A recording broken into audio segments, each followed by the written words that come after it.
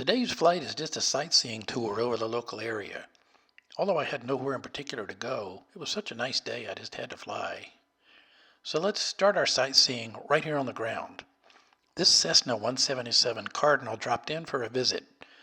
Built in the 60s to the late 70s, this was supposed to be an upgrade to the Cessna 172. I flew a Cardinal for about 30 hours, and I felt like it was underpowered. This is a Cardinal with retractable gear. Supposedly it goes about 20 knots faster than its brother does. And someone came in here with a Tomahawk. When I was going through my commercial pilot training, this was the only aircraft they had that was certified to spin. Used it for spin training, which I loved, by the way. My instructor hated it. He kept thinking the tail was going to fall off. And this here, well, this requires no explanation.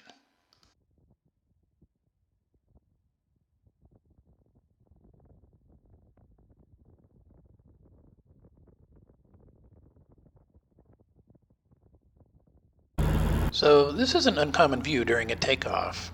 See if you agree. It gets off pretty quick there.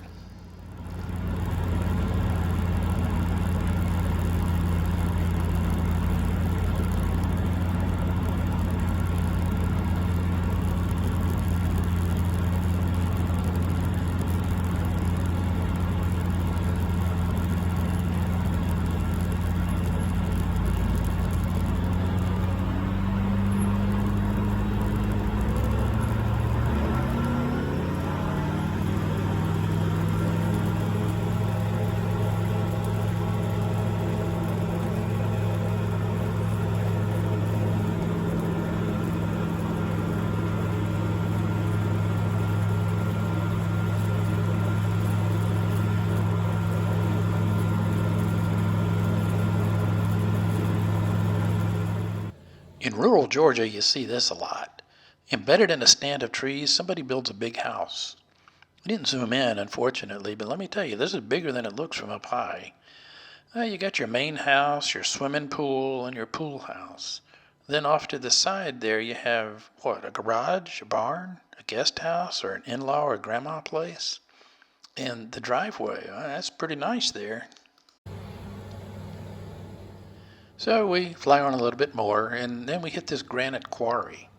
This is actually a rather small one. You can see how deep it is by the steep walls that are all around.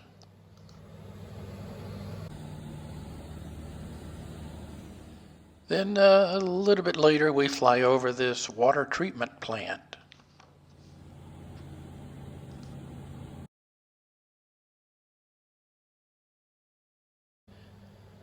And about 60 miles away from that first house, I spot this house in a clearing. I'm still trying to figure out that driveway design on this one. Then we come upon this bigger quarry. Keep in mind now that I'm doing about 120 miles per hour at this point.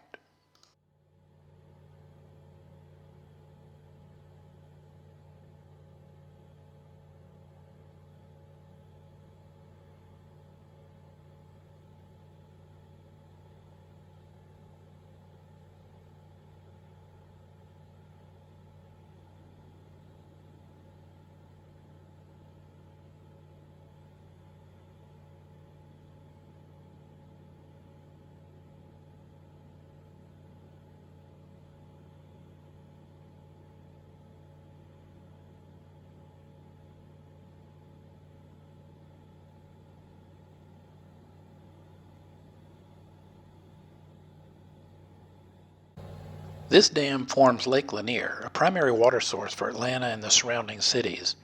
It's an earthen dam, so unlike Hoover Dam made of solid concrete, this is an earthen dam made by piling up soil, clay, and rocks. It's amazing to me that this thing holds back all that water and it's just a pile of dirt.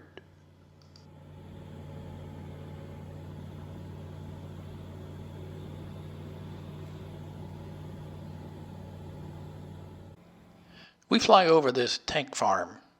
This holds gasoline, jet fuel, diesel, and kerosene products. Take a close look at the tops of the tanks.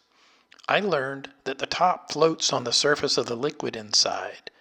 As the fuel is removed from the tank, the lid goes down too. This is done so that there can't be an area in which vapor can form, otherwise the tank might blow up. This concludes our sightseeing trip for today.